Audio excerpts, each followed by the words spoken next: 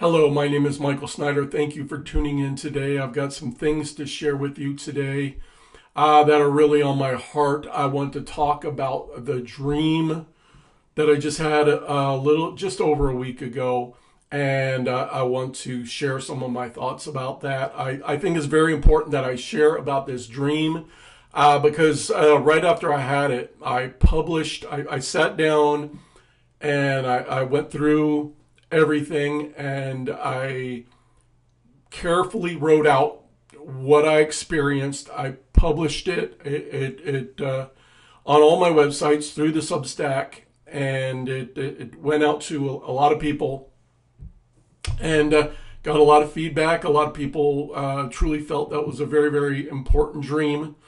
And I want to share some of my thoughts, share the dream for those of you that have not heard it yet, because I shared it on my websites, but I was prompted I needed to do a video, and so I'm doing a video because this is another way to get the message out, another way to share it, and I was directed very strongly to to share this dream that I had. And so that is why I'm doing this video. But before I get started, I wanted to start with a passage of scripture from Acts chapter 2, just to set the stage of what we're talking about here. Acts chapter 2, this is in the King James Version, starting in verse 17. And it shall come to pass in the last days, saith God, I will pour out my spirit upon all flesh, and your sons and your daughters shall prophesy, and your young men shall see visions, and your old men shall dream dreams. And on my servants and on my handmaidens I will pour out in those days of my spirit, and they shall prophesy.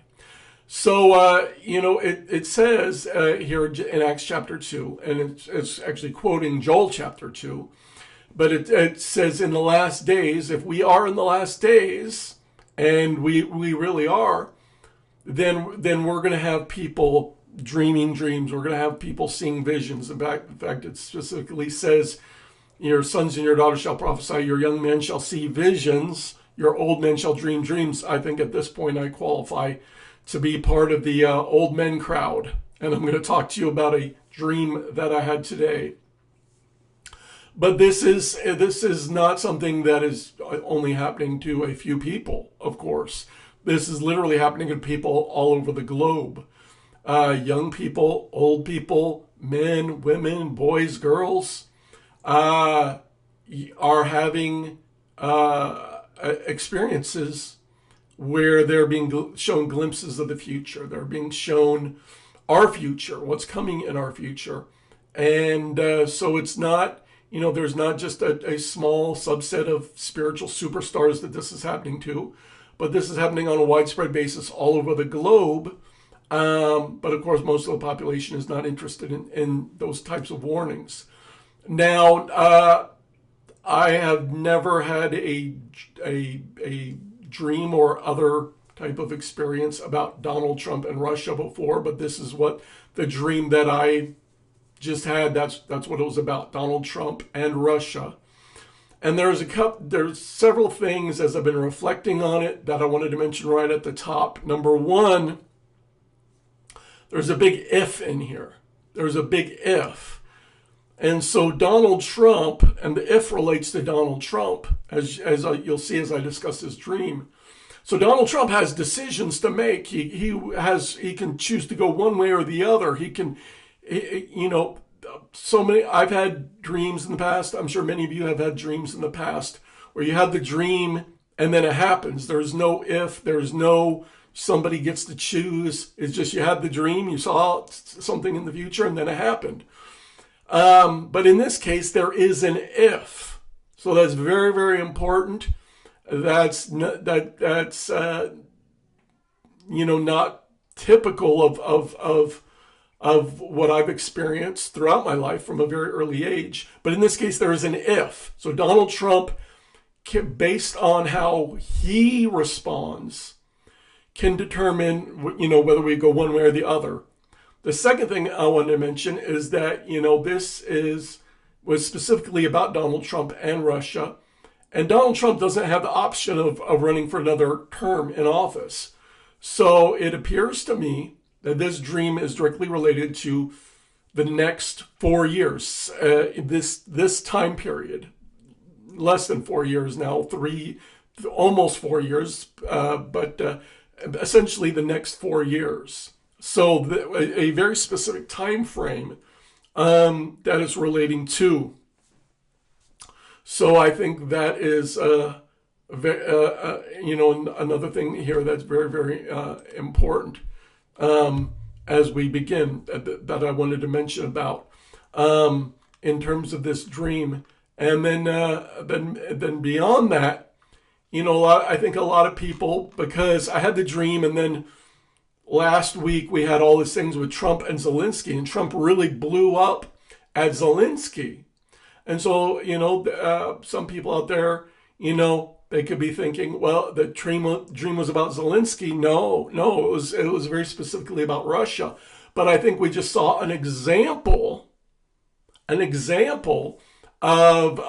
kind of what this dream is getting at, where, when Trump gets frustrated with another global leader, with a country, with whoever, he can go off. He can say wild and unpredictable things. He can say outrageous things. And he just did that with Zelensky. And so that's the type of thing that I think the dream was getting at. And now, Trump's going to be dealing with Russia. Does at some point Trump get frustrated and blow up at Putin or blow up at Russia? And I think that's what the dream is focusing on. And so, I think that's very, very important. Of course, also this past week, there's been that controversy over this mineral deal that the U.S. is trying to make with Zelensky. And it looks like now they're moving forward. It looks like there's a very, very good chance that this mineral deal between the United States and Ukraine, they're going to agree to this mineral deal. And that is going to, once the United States has a very strong economic interest in Ukraine's minerals and natural resources, that is going to give Trump an incentive to defend and fight for those resources. And most of the rare earth elements and the minerals, the resources that this agreement would cover are in eastern Ukraine, and specifically in areas the Russians have already captured, or where the Russians are marching forward right now. And so, if the Russians keep marching forward, the value of the deal, of the contract for the United States would eventually be greatly reduced. So Trump is going to be motivated because now it's not just Ukraine's natural resources, but America has an interest there, a very strong economic interest, potentially worth billions upon billions of dollars, supposedly. And so, it appears to me that this agreement for the minerals, for the rare earth elements, could be a hook which pulls Donald Trump into this war. He said he wants to make peace with the Russians, but both sides are making completely irresponsible and unrealistic demands. The Ukrainians and the Europeans are saying, hey, yeah, we'll be glad to have peace, but we want the Russians to give back all the territory that they captured. Never going to happen. And they want Ukraine to join NATO. Russians aren't going to allow that, that's for sure. And they want, somewhere around Zelensky saying, I want 200,000 Western troops in my country once this is all over. Russia's never going to allow that. So those are, but then on the other hand, the Russians just came out, and it was just reported on Friday, that the Russians are saying, we want, not only do we want no Western troops in Ukraine not in NATO, but we want all NATO troops pulled out of every Eastern European country. That's nuts. Why would the Russians, I thought the Russians were serious about peace. That is not going to happen. I'm sorry. The Russians are way overplaying their hand. The U.S. and NATO aren't going to pull all their troops out of every Eastern European country. No, it's not going to happen. I mean, both sides are so far apart, and if they don't, if they don't not just change their negotiating positions, but radically alter both sides, radically alter their negotiating positions, which right now there's absolutely no sign that's going to happen. You know, the odds of a peace agreement happening are zippo. The odds of a peace agreement are zero. Okay, but what we'll be left with is this agreement between Trump and Zelensky, which says the United States is going to continue to support them militarily and help them defend their territory, you know, in exchange for these mineral rights. And then Trump is going to be very, very motivated to defend the areas that have the mineral rights, which it's just right there in eastern Ukraine where the front line is. So, you know, and in order to do that, to keep the Russians from moving forward, because they're winning, the Russians are moving forward, the U.S. will have to get really greatly escalate the conflict, support Ukraine more, do far more to help Ukraine, because Ukraine's losing. Ukraine's in trouble. Ukraine's front lines are crumbling. The British have already talked about potentially sending in British troops to the front lines. There's discussion about that in the UK right now. All of these things, I haven't even got to the dream yet. But all these things are starting together. I'm extremely concerned about the situation in Ukraine. The stage is set for what I'm about to describe in the dream. And it is a tremendous, tremendous concern. But let me get to the dream, because I don't want this video to go on forever. And so let me try to just go step by step to share what I experienced. I'll do the best that I can. And that, you know, if there's a tremendous responsibility in sharing something like this, because I don't want to leave anything out. I don't want to have, you know, embellish it in any way. I don't want to, I just want to communicate exactly what I experienced, not more, not less. And it's so easy to, you know, be irresponsible or to speculate or to say what you think something means or to go beyond or leave something out. And so I don't want to do that. And so the responsibility of that is heavy on me, and it should be heavy on anyone who shares this sort of thing. And so with all that being said, let me start discussing it. But it was not yesterday, Friday, but it was on Friday night, just over a week ago. Okay, I went to bed shortly before midnight. I was feeling perfectly fine. I was not sick. I felt good. And I went to sleep, but then a couple hours later, in the middle of the night, I had a dream which shook me up tremendously. I was in physical distress during the dream. I was in physical distress after the dream. It was sometime after 2:00. And then all of a sudden, I woke up. The dream had concluded. I woke up. And you know, when you wake up and you realize something is wrong physically. So I sat up in the bed. I said, okay, I'm going to sit up in the bed because, you know, I was laying down as I was doing the dream. I said, I'm going to sit up and I'll see. Okay, maybe that'll help. I'll just sit up. I'll try to, you know, get my bearings. Maybe that'll help me feel better. That didn't work. You know, so I start stumbling around the room. I go over, I turn on the lights, and I stumble out in the living room, and I know something is wrong. Something is just wrong with me. I don't feel right. I'm in physical distress. I stumbled out the living room. I sat down. That didn't help. Sitting around out there, I thought, well, okay, maybe I need to get something in my system. Maybe it's just, you know, maybe it's a blood sugar. Maybe I have low blood. You know, I just need to eat something. I didn't know. So I went over to the refrigerator and I got out some applesauce. I put it in a bowl. I thought, okay, maybe that'll help stabilize me. And all that noise, all my ruckus. So Miranda woke up. My wife, Miranda. She woke up and she asked me, is everything okay, Michael? Is everything okay? Now, I'm the kind of person, you ask me the vast majority of the time, hey, Michael, is everything okay? I'm going to say, yes, everything's fine. I'm good. Yeah, I'm doing great. Oh, I don't have anything to complain about. You know, I'm the kind of person that, you know, no matter what it is, even if something is wrong, I'm just going to tough it out, right? I'm fine, and I'm just going to tough it out. But in this case, I responded to Miranda with just one word: no. You know, and when I say that, I mean, that's just a clue for her that man, if Michael says, no, he's not all right, it must be serious.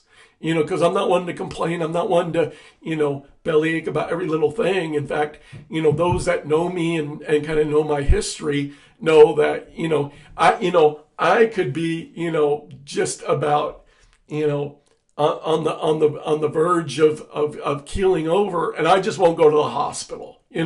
I'm fine. I'm going to get through this. No problem. I'll just patch it up, whatever it is. And if you know my history, I don't go to the hospital. I don't go to the doctor unless, man, I'm in really rough shape. But I said no. And so she came out to the kitchen to see what the problem was, because she was alarmed. And I was sitting there, and I had my applesauce, and I was taking a little bit of it. I asked Miranda to get me a glass of water. I wanted something to drink. And at this point, the sweating had just gone. I was sweating like mad. It was just like pouring. It was pouring off of me. I don't normally sweat at night. I'm not a night sweat kind of a person. So this was very unusual for me. But sweat was literally, just pouring down my face. And I felt like I might pass out at any moment. Now, some people might think, oh, were you having a heart attack, Michael? I didn't feel anything with my heart. Nothing with my left arm, nothing, so many of the things that you would associate with a heart attack. I didn't feel anything like that. But I felt like, I'm sitting there, I'm in physical distress. My sweat is just literally just pouring down my face. And, for that short period of time, I literally felt like I might be dying. I don't think I was actually dying. In this instance, I do not believe I was dying. I do not believe I was actually dying. But I felt so much distress that it felt like, that kind of thing where I might be dying. I was terrified of passing out because I had the sweat pouring down. I'm just feeling, just tremendous physical distress, and I didn't want to pass out and keel over, and then all of a sudden I didn't know what would happen to me if I lost consciousness. So I really wanted to maintain consciousness, but I was in a severe state of physical distress, and it was as a result of the dream that I had. I believe the aftermath of the dream. And so Miranda, she sat there with me for a while. I just keep sweating. I'm like drinking some water, trying to cool myself off. I'm eating some of the applesauce. And she's asking me some questions, but there's nothing that she really could have done at that. And then at one point, I actually cried out to God for help because I knew physically I was at my limit. So I just cried out for help from God. And shortly after that, he answered my prayer. It was like a switch was flipped, and the sweating, boom. It just stopped. It just stopped. And then I started getting really cold. I felt so drained. And people, may think, oh, you're having hot flashes, then cold, then hot, then cold. No, because after, once the sweating stopped, it was over. I got really, really cold, and then I never got hot again. So it wasn't that kind of a cycle that some people had. I wasn't feverish. I didn't have a fever, but I was just really, really drained. So, and at that point, I kind of, just try to keep myself warm, and I kind of stabilized. I was sitting there with my applesauce, and eventually Miranda went back to bed, but I just kept sitting at the kitchen table. And I was just very hesitant to go back. I didn't want to go back to sleep because of what just happened. But I was really, really exhausted and having a hard time keeping my eyes open. So there were times I just kind of put my head down like this. And, I didn't want to go to sleep because of what just happened, what I had just been through. But I was so tired, so exhausted because of what I had been through. And it was the middle of the night. I was having a really, really hard time keeping my head open. And this whole time I'm just in my head going through the dream over and over again. It's just going through my dream. And, I'd been so shaken up by it. And then eventually, sometime between 3:30 and 4, I finally got back into bed, and eventually I fell asleep. So that was, over an hour later from when I first got up. But I go through all this. Just I wanted you to understand how the dream affected me before I started describing it. But the dream was a dream about Donald Trump. It was a dream about the United States, and it was a dream about Russia. Okay? And it's so important to understand it. And most of you know, of course, Donald Trump, he comes from New York. He's an old school businessman from New York City, and he has a very unique negotiating style. Okay? When Trump's trying to do something, or he's in a situation where there's a negotiation or a confrontation, or he's trying to do something and there's resistance, sometimes he'll say crazy things, or he'll make serious threats, or he'll do different things to put the other side off balance, or just because he's frustrated, right? And in cases where Trump has most of the leverage, that approach has worked well. We've seen it, with some countries didn't want to take the immigrants back, and Trump was very tough and forceful, and that worked. Or with the tariffs with Canada and Mexico, Trump was very tough. And there's been different times Trump has used this approach and has worked well. Okay, but in other settings it may not work so well. Okay, so in my dream there was a series of images related to Donald Trump, the United States, Russia, and the war in Ukraine. Now the message, those images were not what was communicating the key part of the dream. They were not important. They were just kind of, I just seeing these different things, but the focus was what was not on the images. It was what I heard. Imagine if you're sitting in front of a giant speaker or a giant stereo system, and it's just blaring something at you. You may be aware of things that you see around you, but what's going to be burned into your memory is what's coming out in extremely high volume from the speaker system, right? Or if somebody's yelling, standing in front of you, just like a Marine drill sergeant, picture that, and just yelling things at you. You may be aware of different things and seeing things, but what your focus is going to be on that drill sergeant, right? So that's basically what it was. The key of the dream was the audio. And in the dream, I heard a voice say that if Trump follows his usual pattern of making outrageous statements and threats with the Russians, it will backfire severely. That statement was said with a lot of force the first time. Okay, and when it was said, that made sense to me, because I've been warning my readers that it'll take a lot of diplomatic finesse to reach a peace agreement with the Russians. Okay, so that made sense to me, but it shook me up because the message was delivered with such power. Okay, and so that was said to me once, and then pretty quickly it was said to me again, but then it was even more forceful. In fact, the voice said the same thing to me multiple times, and each time it became even more forceful. And now, in terms of every time it was said to me, was it the exact same words? And this is something that I've been reflecting on. I know every time it started with if Trump, and the content of the message was the same each time, and then it always ended, it will backfire severely.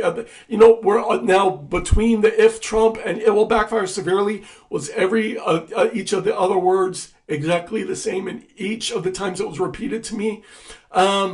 I can't say with 100% certainty, but what I can tell you with 100% certainty is that the message, the content, the meaning, each time it was said to me was the same every time. If Trump, blah, blah, blah, blah, it will backfire severely. It was the same each time. And I got to the point where I felt like the voice was literally exploding inside of me. Okay, then we get to the end of the dream, and just before I woke up, I heard just three words that were delivered with immense power and authority, more than any of the other words in the dream. And it was simply this: you tell them. And I can't even recreate it. I could not recreate the power and intensity and authority of those words. And, it was like a father, you're putting his foot down. But it's so far beyond that. and just tremendous. It was like those words were just exploding inside of me. You tell them. So I will never forget that. I will never forget that. Other parts of the dream, fade and I may forget, but I'll never forget those 3 words. And so that's why I felt so compelled. And then I woke up, and that's when then I sat up in my bed and everything else I told you happened. And so that's why I felt so compelled to share this dream. In fact, if I had not been given that direction, I don't know for sure that I would have shared it, honestly. Because when you dream dreams and you get things, because there are dreams and then there are experiences that are way beyond dreams. And if you get those, then you know what I'm talking about. And, and the experiences that are way beyond dreams, a lot of times you'll be shown something that'll happen. But most of the time when you're shown something, it's not for the whole world. It's for you or your family or your community or someone you know or whatever. And so honestly, the vast majority of things that I may dream or experience, I don't share it, and they're not to be publicly shared with the wider public. And and people who do that often are making a mistake, because if it's something for them or their family or someone that they're supposed to go to and talk to or whatever, you're not supposed to share that with the whole world. And there's a lot of responsibility that comes when you share something like this. There's a lot of responsibility. And so honestly, I don't know if I would have shared this if I would not been directed like that but when you're directed to do something, you do it. That's it.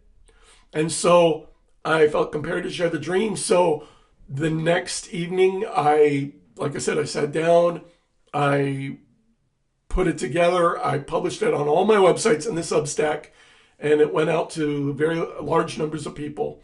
But then I didn't do a video. And then I was prompted to do a video. And so here I am doing the video. And so what is the bottom line? The bottom line is we need to pray that Donald Trump will make wise decisions, because there's that if there. If, right? He can, when he gets frustrated with the Russians, when negotiations get tough, he can, say, okay, I'm going to be use some finesse here.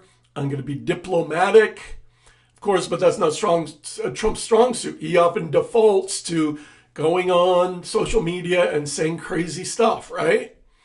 So we need to pray that Trump makes wise decisions. And that's a very important point. Secondly, I think that this thing with Russia, and of course we're also watching Middle East, we're watching Iran. Trump is already saying with Iran, hey, either we can make an agreement or we can bomb the blank out of them, right? So we're watching for war with Iran. We're watching with China, with Taiwan, the Panama Canal, the tariffs, which have already been raised on both sides. Trade war, China has already begun. So we're watching Iran, we're watching China, and then we're watching Russia. And if Trump, if negotiations break down, people need to understand, this is our one chance for peace with Russia. This is it. We have a small window of opportunity. Donald Trump says he wants peace. The Russians say they want peace, although the Russians don't appear to be serious about it, the way they're negotiating. And with Trump, the big problem is you got to make something that's acceptable to the Ukrainians and the Europeans, and they're being completely unreasonable. And so both sides are being unreasonable. I think even if they get to the negotiating table, which the meeting they just had in Saudi Arabia was simply to lay the groundwork for eventually getting to the negotiating table, for starting the process. They didn't negotiate anything. They didn't agree to anything, but they said, okay, let's sit down and talk and start to open up dialogue again, which is a very good thing. I love Trump, that Trump did that. I love it. I love that Trump, exactly what the Biden administration should have been doing. Let's sit down and talk, see if there's a peaceful way out of this mess. Good thing, okay? But both sides are completely unreasonable. They're so far apart. At some point, it appears that they're going to be like, hey, negotiations aren't going anywhere. They're at an impasse, and Trump could easily get frustrated. He could easily get upset with Putin or, whoever else is running things in Russia at that point. And then get very upset and angry. And then, we've seen what just happened with Zelensky. We've seen what Trump and other people throwing barbs back and forth, insults. Trump must not do that with Russia. If Trump does that with Russia, then you take that as a sign, and you do what you need to do, and you get ready for what could potentially happen. So that's it. I want to cut this video off before it gets too long. But thank you guys for tuning in. Thank you for listening to me share this dream. Please share it. The more you share it, it gets out to more people. I do believe it's very important, and people need to know. And so we will watch, and we'll see what happens with the United States and Russia and Ukraine and this whole thing that's going on. Like I said, this is it. This is the window of opportunity for peace. Donald Trump has to decide how he's going to approach these negotiations, how he's going to deal with Russia. And we need to pray that he makes very wise decisions. So thank you again. I love you guys. I appreciate you guys. And I'll talk to you guys in the next video.